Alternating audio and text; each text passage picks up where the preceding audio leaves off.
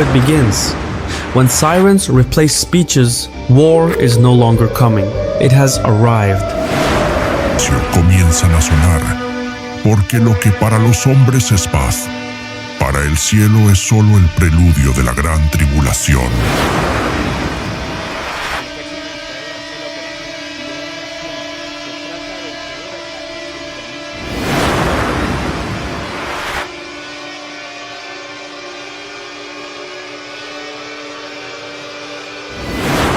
Las caderas de bronce, las piernas de hierro.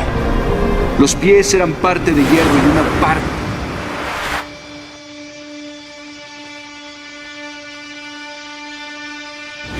Estado de Israel y su población civil en el futuro inmediato. El ministro israelí de Defensa, Israel Katz, ocupa Irán, la antigua Persia, en el Antiguo Testamento, en las profecías bíblicas de los tiempos que estamos viviendo. Hoy Jerusalén es la casa de la... La estructura está terminada, alta, majestuosa, impecable, revestida de oro. Sparking a one-year war as Britain withdrew. But as the years went on, Israel took war. Enoc fue llevado a los cielos, más allá del reino de los mortales. Pasa en el mundo. Ese libro es la Santa Biblia, la palabra de Dios. Buenas noches, Teodoro. Muy buenas noches. ¿Cómo estás? Muy bien. Qué bueno. Cortesía. Así es. Todos saben que nos vemos. Así es. Ok. Joel. Sí. Hoy vamos a hablar sobre el conflicto bélico. Así es. Entre Israel e Irán. Correcto. Desde sus orígenes hasta el presente. Sí. Considerando el pronóstico que nos diste sobre el conflicto entre Rusia y Ucrania, el cual ha sido muy acertado, por favor indícanos cómo y cuándo crees que esta guerra terminará. Detalles, por favor. Muy bien. Vamos a hablar sobre la historia desde la Génesis, sobre el conflicto bélico, tal y como indicaste, entre estas dos naciones. La cronología traerá consigo el comportamiento histórico desde estados en la antigüedad hasta el presente. Desde el año 725 antes de nuestra era, cuando Israel alcanzó su prime, su nación, y el nombre de Irán.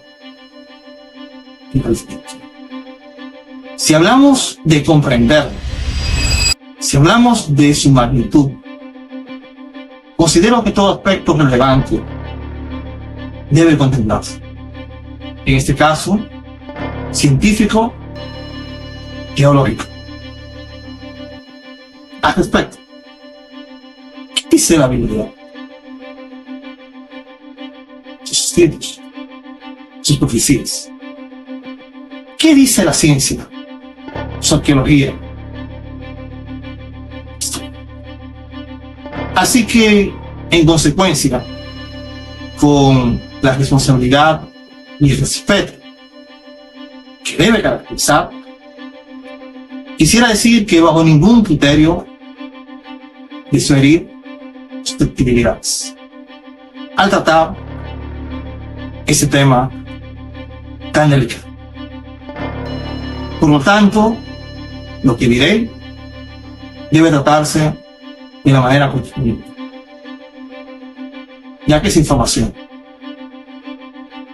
Vamos a analizar las informaciones para comprenderlas, vamos a sintetizarlas para poder tener una mejor perspectiva y, sobre todo, comprender.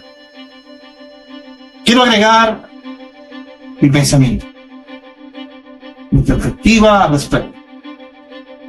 Las guerras son el reflejo de un juego inhumano en el que tanto el grado instintivo como el racional intercambian sus réplicas.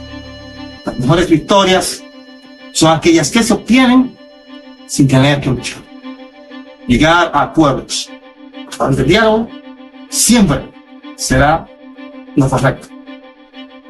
La racionalidad es aquello que nos distingue de los demás. Dicho esto, las guerras no deberían existir. Menos es mi perspectiva. Antes de la primera gran intervención entre los antepasados de estos pueblos, los indígenas, el antiguo Israel experimentó dos grandes sucesos. El primero, la expulsión de Israel del norte a manos de los asirios, ejecutado por Sargón II en el 722 antes de nuestra era. Para ello, el imperio asirio, posiblemente el más cruel que jamás haya existido, de acuerdo a las apreciaciones históricas, tendrá como motivo el aspecto geopolítico, ya que Israel se encontraba entre ellos y Egipto. Israel era próspero y esto representaba una amenaza. Esta es una hipótesis de Israel Fleges, un gran arqueólogo israelí. Aquí en México. El rey Hoshea intentó liberarse a Siria, aliándose con Egipto, y dejó de pagar los tributos. Esto desencadenó un largo ciclo. Desde el 725 antes de nuestra era hasta el 722. Ahora bien, ¿qué dice la Biblia al respecto? En el relato bíblico, según Segunda de Reyes, nosotros 7, Dios permitió la invasión de Israel del norte como un juicio por la idolatría, injusticia y ruptura del pacto. Tras repetidas advertencias por parte de profetas, como el caso de Amós y Oseas, se mencionan prácticas como adoraciones a becerros de oro, sacrificios infantiles, bien, y corrupción social.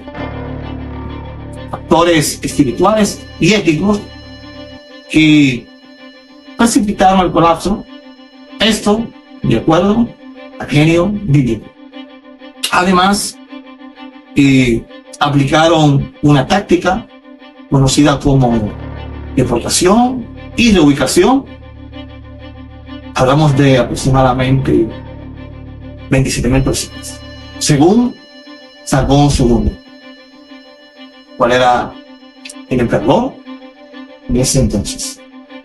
Lo que hacían los asirios en este sentido era desplazar esa demografía israelita hacia otros lugares. Fue la primera gran diáspora experimentada e introducían a su grupo. Ahí surge lo que posteriormente se conoce como Samaria. Cuando Jesús habla del samaritano, por ejemplo, ya en el siglo I, conforme a los evangelios, Jesús no se refiere a un extranjero, ¿no? Se refiere a la demografía en ese momento ya estaba en lo que una vez fue Israel del norte, tierra prometida de ese pueblo, es decir, Egipto. Pero ese es otro tema. El segundo gran evento entre los antepasados de estos pueblos, sin embargo, a pesar de ser el segundo, ya es el más trascendental. ¿Por qué? Porque este impactará tanto los aspectos macro como el micro.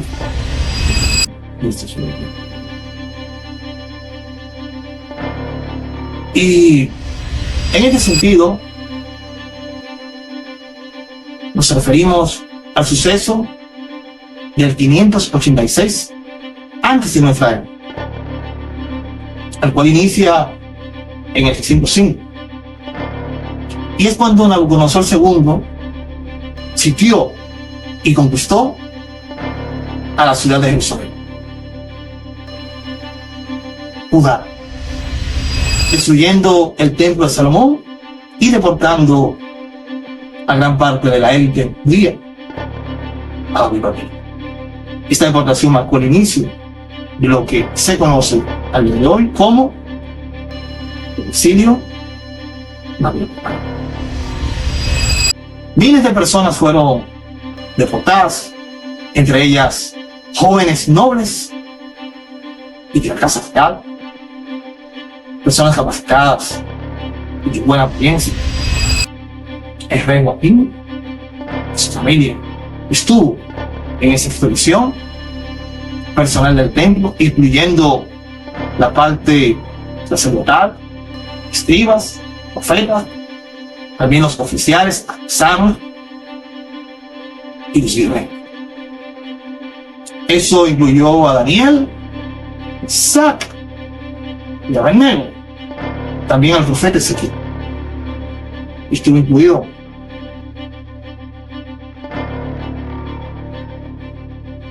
Tras las consecuencias espirituales, culturales, sociales y políticas sufridas en el exilio, los judíos van a acoger como aliado a un imperio emergente. Escucha esto muy bien. Y nos referimos al imperio persa, el cual se convirtió en la primera gran superpotencia. Sí. Para el año 539, antes de nuestra era, es decir, unos 70 años desde que estuvieron exiliados, van a ser liberados. Ciro II, conocido como Ciro el Grande, fue un rey persa que tuvo un papel fundamental en la historia del pueblo judío, especialmente en relación con el fin del exilio babilónico. Al conquistar a Babilonia, justamente en el 539, antes de nuestra era, el autor del fin del exilio babilónico. Los judíos pudieron regresar a Jerusalén después de casi 70 años exilio, aunque no todo, ya que, tal y como indica la escritura, muchos se establecieron definitivamente en Babilonia, lo que dio origen a la primavera de su vida fuera de Israel. Un final feliz entre Israel y Irán. Sobre estos sucesos, y para acabar, ¿qué dice el texto bíblico? Tenemos lo que dice la historia, tenemos testimonios, tal y como explicamos el 20 por genio, pero vamos a ser más específicos. Vamos a leer los textos sobre la liberación del pueblo judío del exilio babilónico. ¿Quién puede pensar? Un pueblo. ¿Y cómo? Veamos qué indica Isaías 46. Así dice Jehová a su ungido, así, el cual tomé yo por su mano derecha, para sujetar naciones delante de él y desatar lomos de reyes, para abrir delante de él puertas, y las puertas no se cerrarán. Y yo iré delante de ti y enderezaré los lugares torcidos, quebrantaré puertas de bronce y cerrojos de hierro haré pedazos, y te daré los tesoros escondidos y los secretos muy guardados. Para que sepas que yo soy Jehová, el Dios de Israel. Pongo nombre, por amor a mi siervo Jacob y de Israel, mi escogido, te llamé por tu nombre, te puse sobrenombre, aunque no me conociste. Yo soy Jehová y ninguno más hay. No hay Dios fuera de mí. Yo te ceñiré, aunque tú no me conociste, para que sepas desde el nacimiento del sol y hasta donde se pone, que no hay más que yo. Yo, Jehová, y ninguno más que yo, que formo la luz, creo las tinieblas, hago la paz y hago la adversidad. Yo, Jehová, soy lo que hago todo esto. Este es el único caso en toda la Biblia. Entonces, si tomas el texto original, Isaías, el cual actualmente se encuentra en el Museo de Israel, el cual puedes leer perfectamente en la Gran Biblia. Es decir, la Biblia del Marítimo, Biblia hebrea, a quien Yahvé de manera directa va a llamar Mesías, mi Mesías. No lo vas a encontrar en otra parte de Israel. ¿Y sabes qué? Ciro no era judío, no era judaíta. Ciro no pertenecía a Israel. Es más, Ciro no pertenecía a aquella potencia que durante mucho tiempo manejó a Israel como un estado remoto.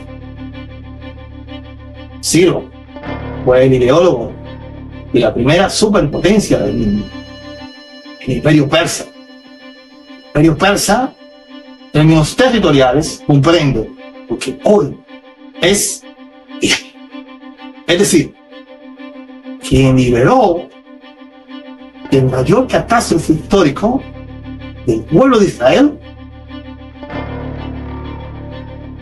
destruyó sus tierras y los ayudó financieramente para que puedan reconstruir su templo, fue un ancestro del pueblo que hoy Israel está atacando. Su nombre, Ciro II. Ciro. Bien. Ahora vamos a leer otro texto que refiere la obra de Ciro. Tiene como título especial el decreto de Ciro. Y hablamos de Segunda de Crónicas 36, 22, 23. Dice: mas al primer año de Ciro, rey de los persas, para que se cumpliese la palabra de Jehová por boca de Jeremías, Jehová despertó el espíritu de Ciro, rey de los persas, el cual hizo pregonar de palabra y también de escrito por todo su reino, diciendo: así dice Ciro, rey de los persas, Jehová, el Dios de los cielos, me ha dado todos los reinos de la tierra, y él me ha mandado que edifique casa en Jerusalén, que está en luz, que haya entre vosotros de todo su pueblo, sea Jehová su Dios con él y su Padre. Un texto muy parecido vas a encontrar en Esdras 1:4, para aquellos que quisieran tenerlo también como referencia. ¿Bien? Los judíos pudieron regresar a Jerusalén. ¿Qué mejor encuentro que este? Por primera vez, todos los pueblos coinciden.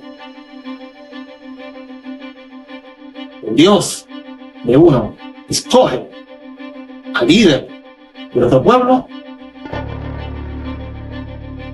lo hace conquistar múltiples naciones y finalmente conquista la nación donde su pueblo se encuentra en cautiverio. Ahí tenían aproximadamente 70 años. Ya era otra civilización, porque los judíos que entraron no salieron, considerando la perspectiva del libro. Ciro, con el imperio persa, permite que el pueblo judío vuelva a sus tierras y la prometida. Va a colaborar financieramente para que puedan reconstruir su ciudad, área histórica, Jerusalén, que no es histórica. Y va a aportar para que se reconstruya el templo. Él no verá la reconstrucción del templo, porque va a morir en un extremo, en batalla. Luego vendrá Cambises II, su hijo, también morirá en el 1032. Y vendrá Darío el Grande desde entonces hasta el 188. Y luego, Heras.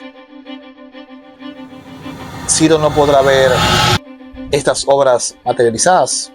Hay que agregar que él también va a devolver al pueblo judío el tesoro del templo, como se indica, robado por Nabucodonosor II. Y considerando los eventos del año 530, cuando posiblemente alcanzado por una flecha, él va a perecer en el campo de batalla, con la orden que él deja,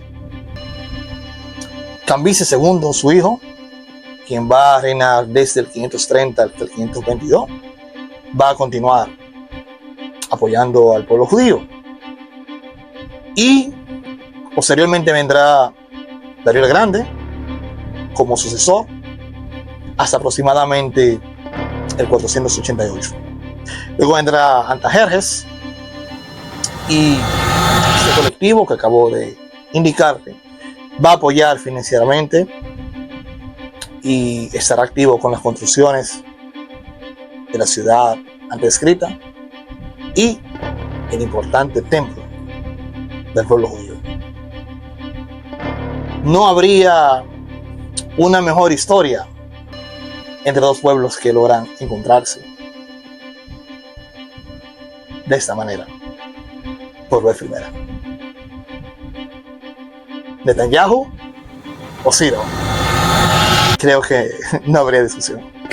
Concluido el aspecto historiográfico y bíblico, en términos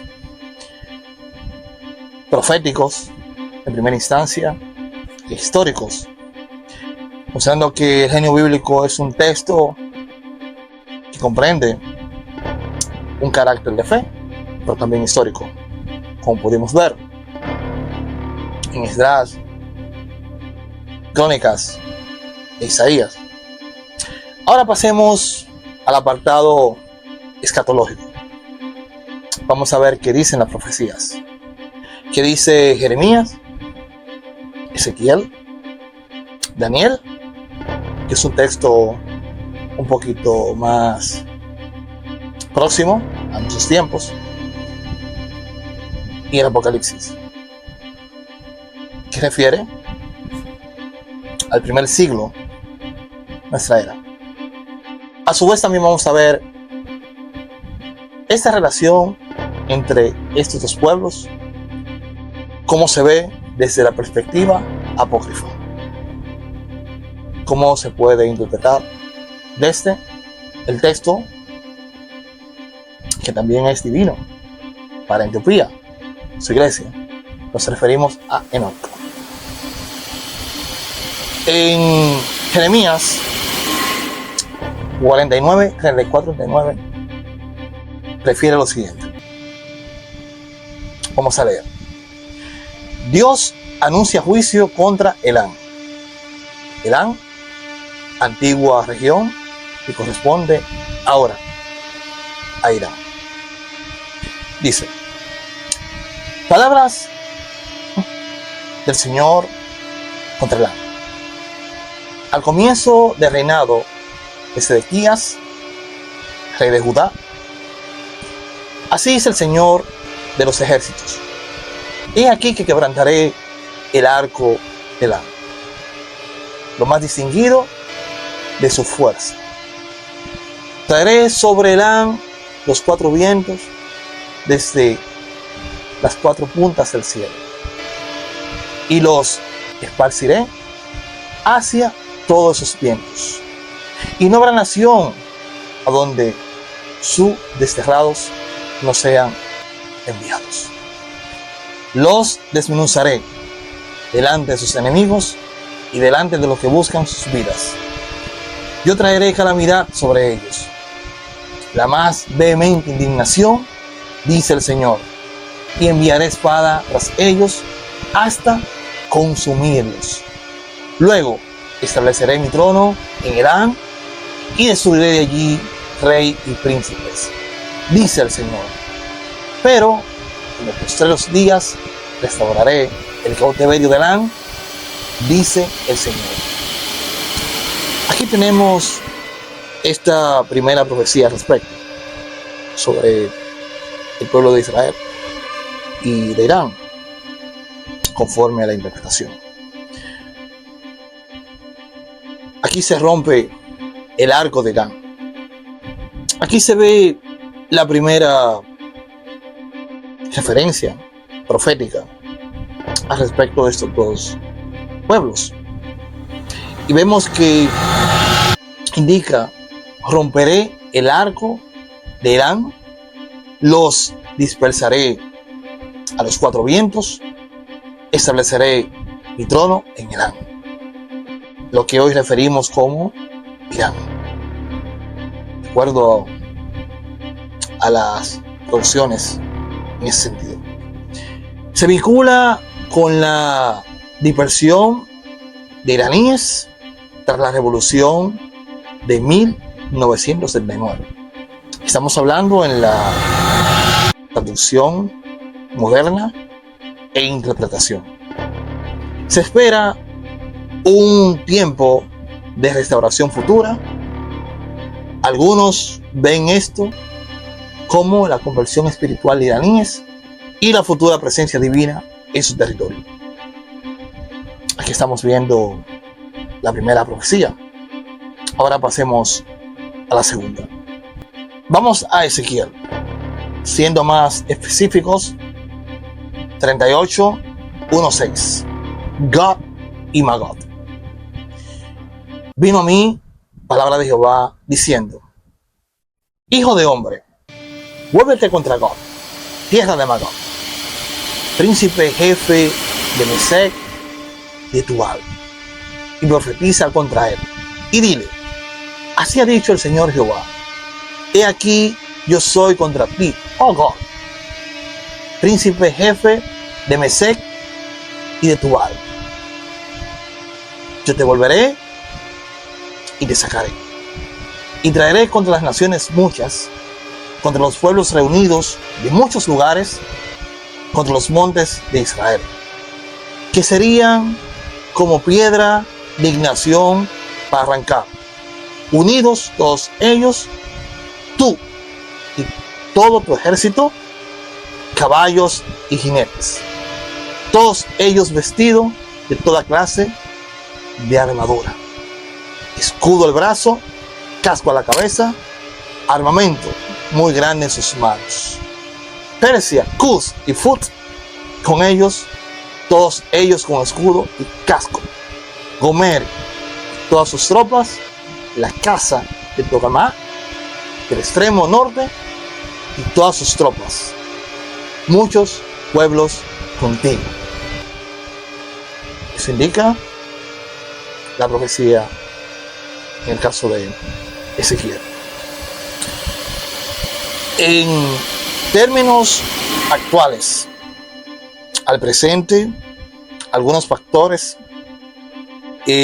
asocian este texto en su interpretación como los ataques iraníes a Israel con drones y misiles, con el cumplimiento de Ezequiel 38, afirmando que lo que estamos viviendo en tiempo real corresponde a dicho texto.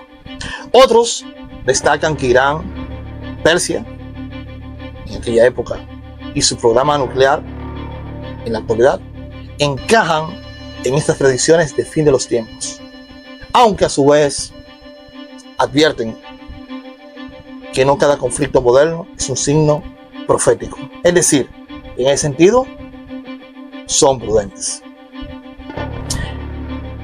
Pero adicional está Ezequiel 38-39, un texto muy conocido de Gog y Magog. Este describe una colisión final liderada por Gog de Magog, naciones del norte, que atacarán a Israel. Incluye a Persia, Irán, Kush, Sudán y Etiopía, Put, hoy Libia. De acuerdo a la profecía, Dios va a proteger a su pueblo con desastres, los va a librar del invasor. Eso es importante considerarlo en la interpretación. Y otro aspecto adicional que también se debe considerar es que Él va a reconstruir el templo. Bien, ahora pasemos con Daniel.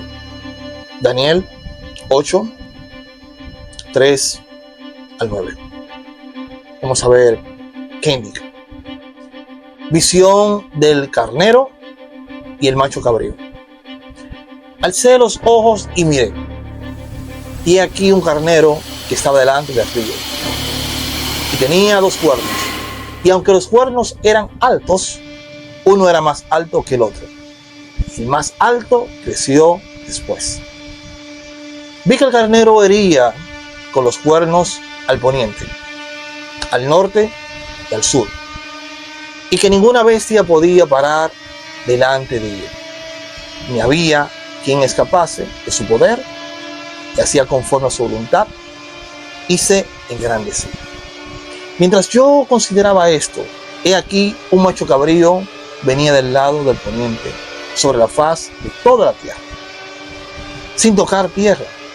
Y aquel macho cabrío tenía un cuerno delante entre sus ojos, y vino hacia el carnero de 2 cuernos, que yo había visto en la ribera del río, y corrió contra él con la furia de su fuerza.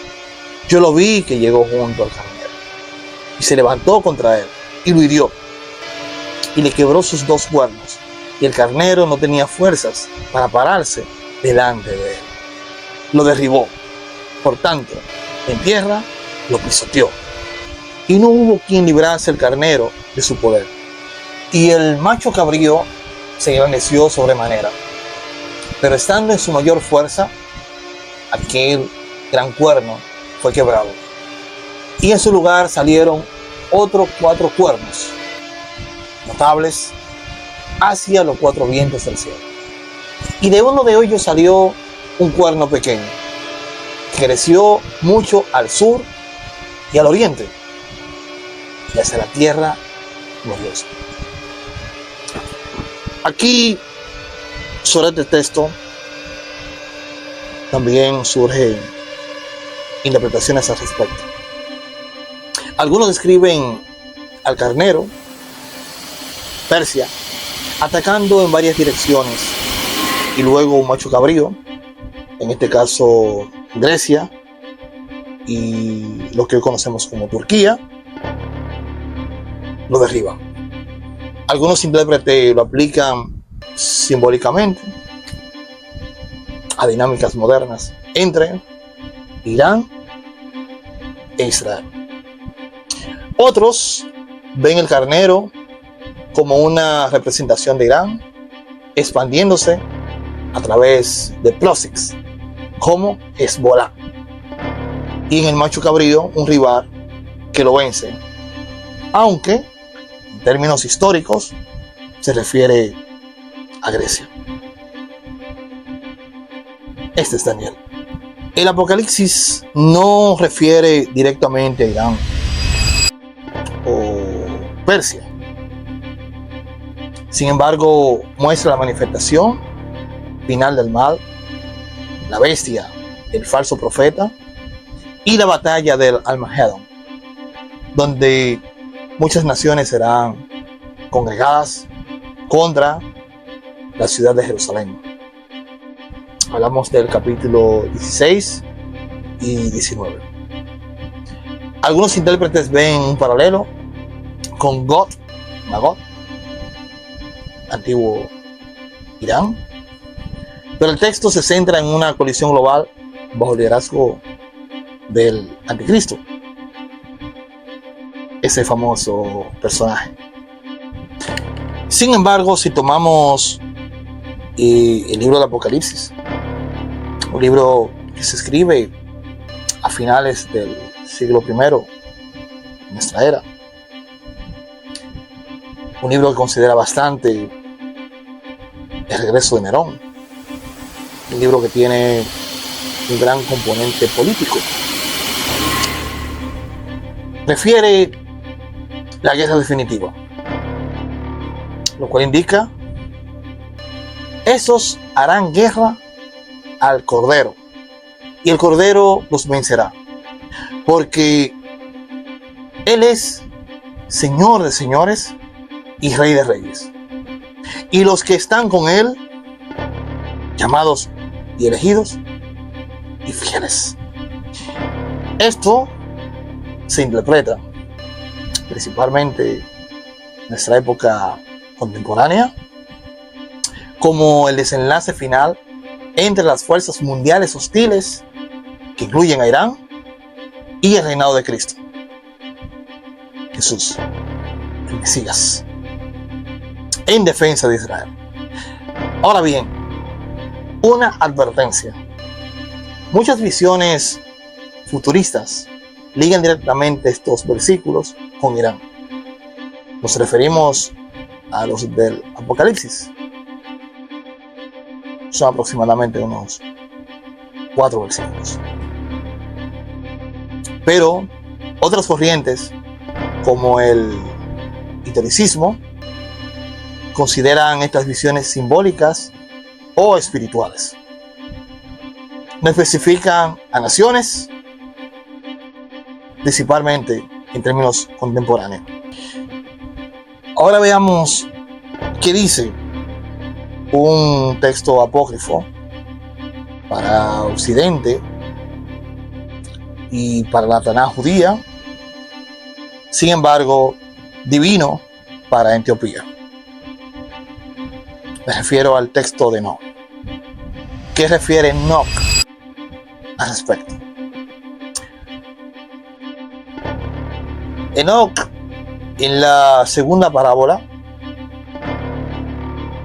habla de una colisión de medos y persas, los ancestros de Irán, que invaden a Israel. Cito: ellos se levantan hacia el este sobre los medos y persas, impedirán a Jerusalén ser pisada por sus caballos y se destruirán el uno con el otro. Este pasaje guarda un paralelismo, como viste anteriormente, con el libro de Ezequiel, las citas 38 y 39.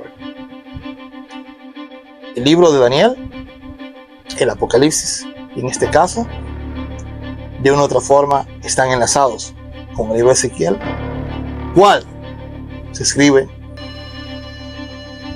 de manera predecesora. Se alimentan de su texto.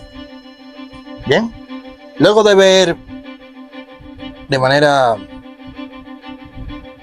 técnica estos textos, de analizarlos, descomponerlos.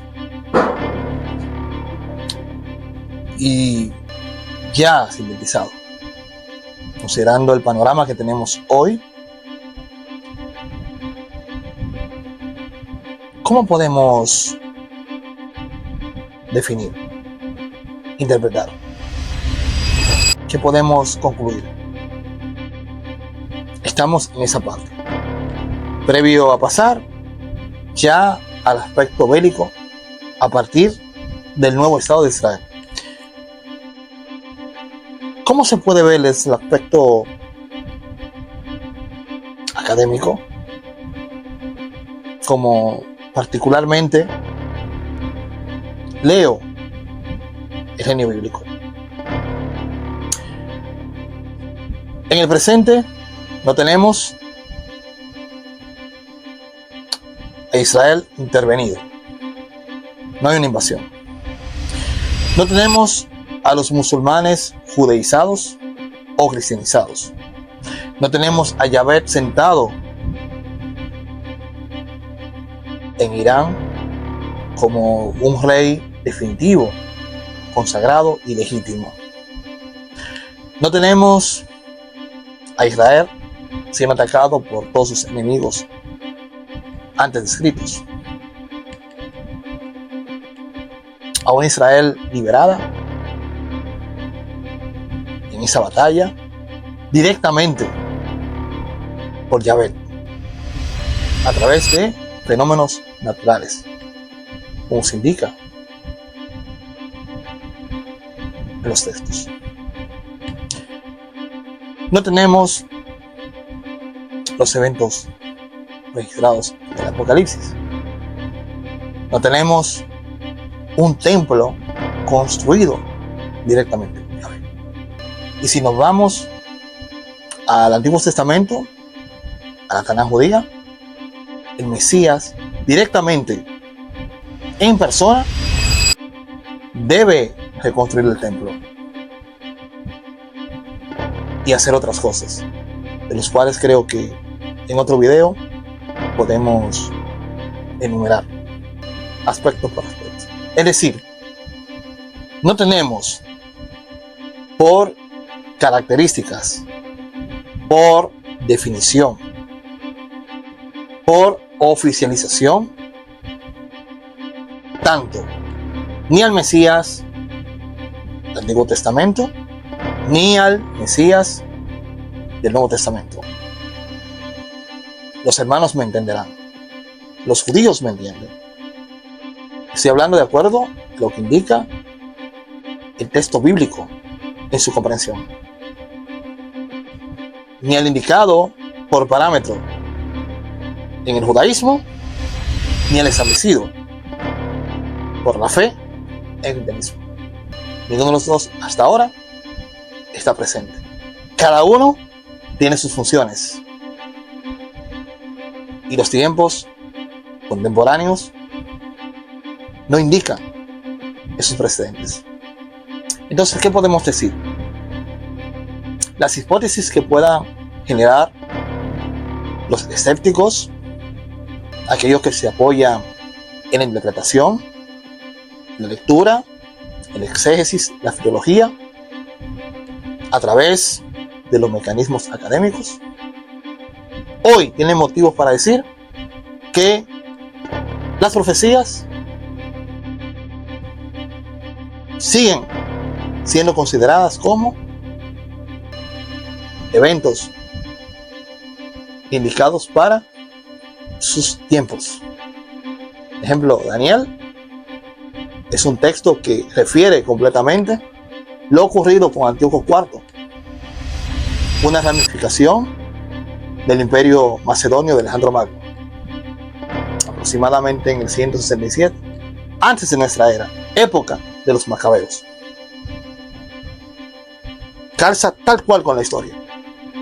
El Apocalipsis, perfectamente un libro muy político, esperanzador, pero que refiere a eventos para lo que ocurría con los cristianos en el siglo I. Sobre todo considerando que Nerón se estimaba que no había muerto y que iba a retornar. En Roma esperaban a Nerón. Hay que entender bien el texto. En definitiva, una hipótesis entre aquellos de la fe que quieren que sus profecías se cumplan y aquellos escépticos que ven el texto de una forma más académica, pueden vivir entre sí y respetarse. Al respeto es mi opinión. Toca esperar. Visto desde diferentes perspectivas, el comportamiento entre ambas naciones en la antigüedad, vimos prácticamente todo ese último milenio antes de nuestra era y un poquito más, porque hablamos de los cristianos primitivos, cómo ellos ven lo que va a ocurrir finalmente con el pueblo de Israel. ¿Qué tenemos para llegar a lo que está ocurriendo actualmente? Desde el año 1948, cuando se funda el nuevo Estado de Israel, hasta aproximadamente el 66 del siglo pasado, pasarán de aliados a distanciados. Irán apoyó con su voto la creación del nuevo Estado de Israel, es algo verificable. Adicional, colaboraron juntos en la creación de armamento en los 70. Sin embargo, para finales de esa década, cuando se manifestaba la revolución islámica en Irán, todo termina, todo cambia. Desde entonces pasan a los siguientes niveles, principalmente como enemigos, pero desde las sombras, con guerras encubiertas, la revelación del programa nuclear iraní, reacciones diplomáticas y presión internacional. Y finalmente, Israel, en conjunto con Estados Unidos, provoca ataques cibernéticos contra las instalaciones nucleares iraníes. Para el 2015 surge el acuerdo nuclear firmado, las tensiones bajan. No obstante, en 2018 Estados Unidos se retira. Donald Trump, en su persona, va a romper el acuerdo nuclear que tenía Estados Unidos con Irán. ¿Okay?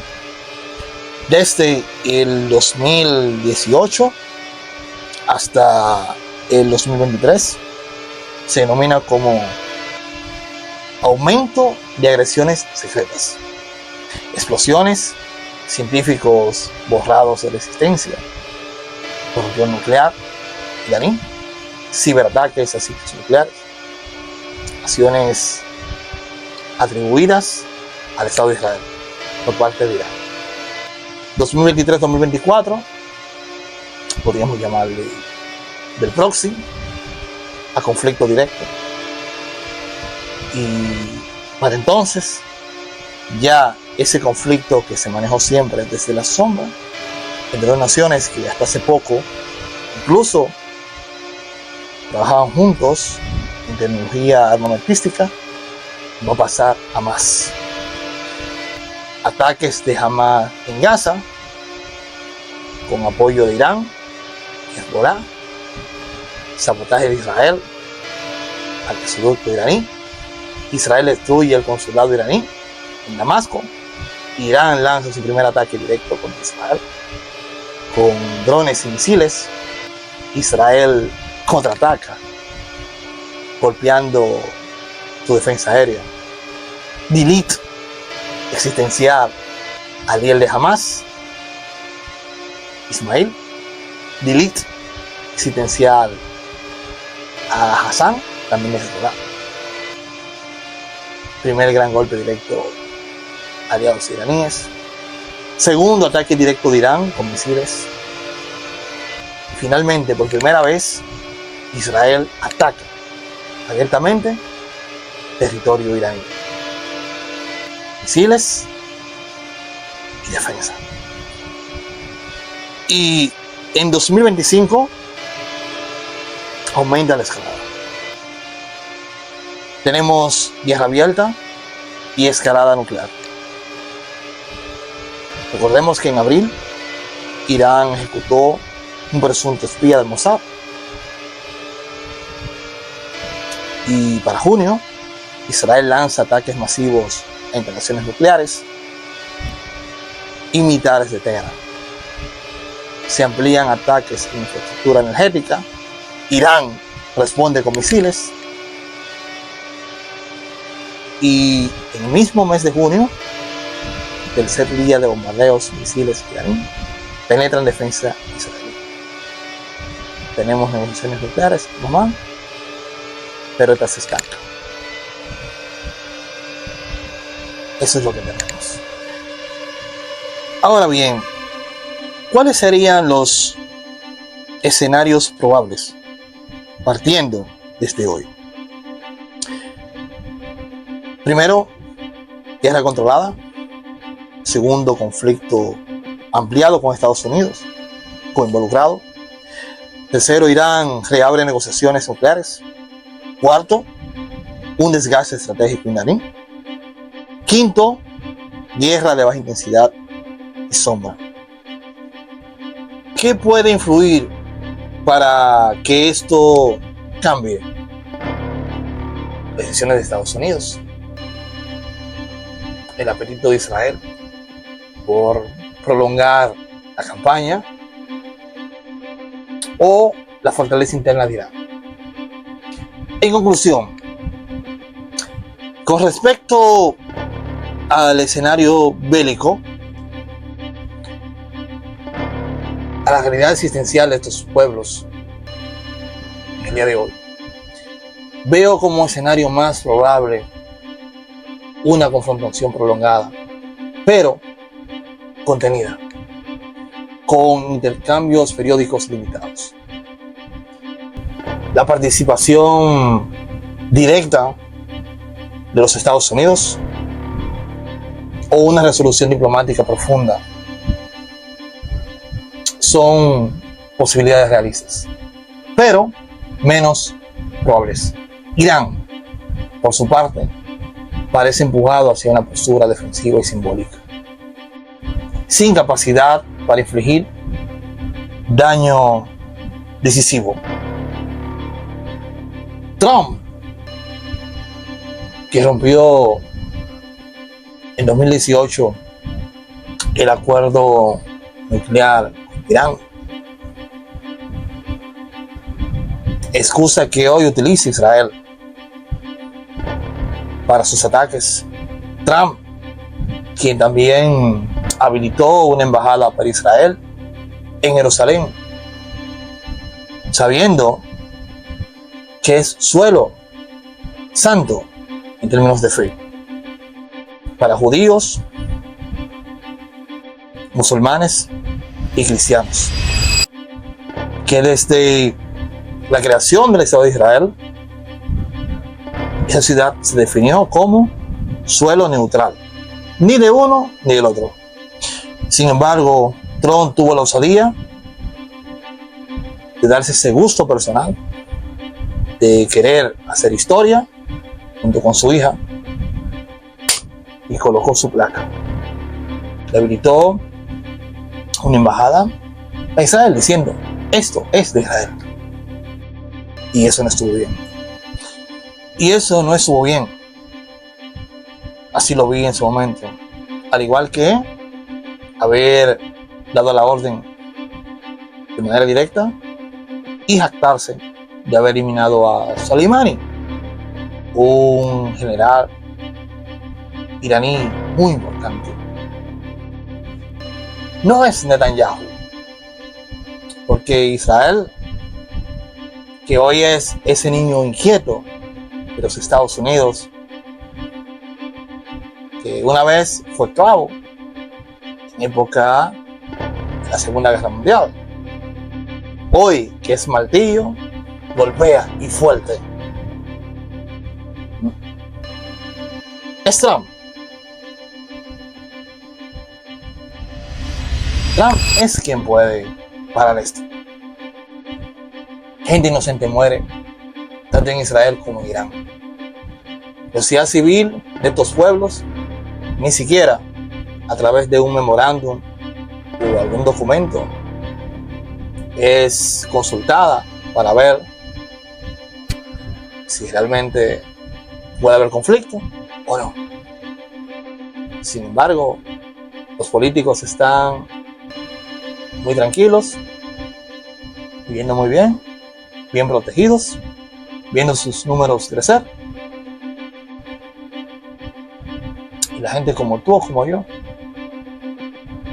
es la que perece.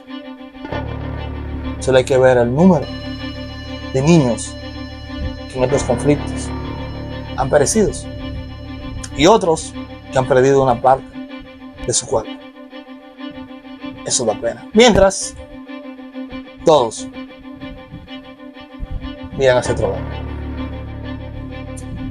Nadie como los Estados Unidos, potencia mundial, quien debe darle mayor ejemplo a las demás naciones, tiene cómo detener estos eventos. Esta ha sido mi explicación. Espero haber sido entendido. Es mi perspectiva. Y repito, mi intención no es herir susceptibilidades. En caso de que haya ocurrido, pido disculpas. Sin embargo, son informaciones, es historiografía. Hemos desarmado las informaciones, lo hemos armado para poder tener una apreciación lo mayor posible sobre lo que actualmente podemos ver. Espero haber salvado todo. Excelente explicación. Gracias. Muy bueno. Bien. No olviden suscribirse, darle like al video y sus comentarios. Gracias.